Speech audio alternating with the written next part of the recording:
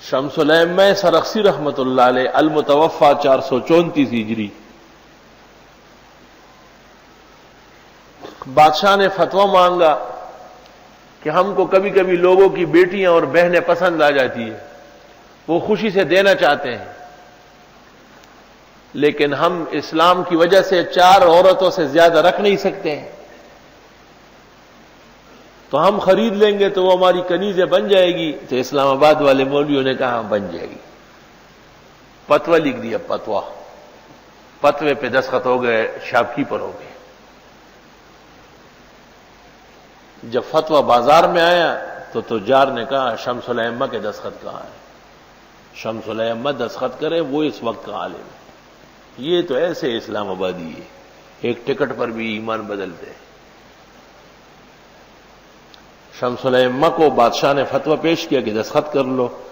شمس الائمہ نے اس پر لکھ دیا الانسان لا یباع ولا یشتری، آزاد انسان کی خرید و فروخت حرام نہ جائے۔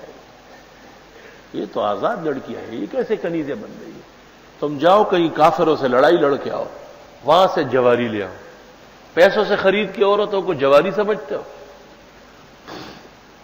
بادشاہ نے کہا اچھا، حضرت کو قید کر لیا، کنویں میں گرایا۔ شاگرد روزانہ آتے تھے کنارے پر، بیٹھے رہتے تھے، شام کو واپس چلے جاتے تھے۔ تو حضرت نے فرمایا کہ کاغذ و قلم نیچے بھیجو، ڈول میں رکھ کے نیچے بھیجو۔ کاغذ و قلم نیچے وہ انہوں نے بھیجا، حضرت یاد سے وہاں مبسوط لکھتے تھے۔ یہ امام محمد کے مبسوط کی شرح ہے، امام محمد کی مبسوط، جس کو اصل کہتے ہیں، قذاف الاصل۔ اس مبسوط کے بارے میں ہے کہ ایک یہودی عالم نے اس کو دیکھا اور مسلمان ہو گیا، کہا کہ میں نے محمد صلی اللہ علیہ وسلم کی کتاب دیکھی، بڑی اچھی ہے۔ لوگوں نے کہا یہ امام محمد صلی اللہ علیہ وسلم نہیں ہے، امام محمد امت محمدیہ کے ایک عالم ہے۔ تو وہ سر پکڑ کے چیخا، اس نے کہا اوف، ھذا کتاب محمدکم الاصغر فکیف یکون کتاب محمدکم الاکبر، یہ تمہارے چھوٹے محمد کی ہے، وہ بڑے محمد پر جو نازل ہوئی ہے وہ کیسے ہوگی؟ اس مبسوط کی 16 شرح لکھی گئی ہے، قاضی خان نے بھی لکھی، زرنوجی سب نے لکھی ہے، لیکن جو شرح دنیا نے پہچانی ہے وہ شمس الائمہ کی شرح ہے مبسوط۔ 30ویں جلد جب مکمل ہو رہی، 30 جلدوں میں کنویں کے اندر بیٹھ کے لکھ رہا ہے، سورج کی روشنی سے جو معمولی سے کرن آتی تھی فوراً لکھنا شروع کر دے، کوئی کتاب نہیں، کچھ نہیں کا حوالہ، لیکن دنیا جب دیکھ رہی ہے تو کہتی ہے کہ واقعی علم اس کو کہتے ہیں، ایسا ٹھوس پختہ۔ مبسوط میں ایک مسئلہ مرجوح نہیں ہے، ایک مسئلہ، یہ صلی اللہ علیہ وسلم۔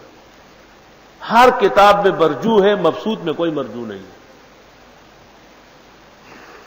آخری صفحے پر لکھتے ہیں عسى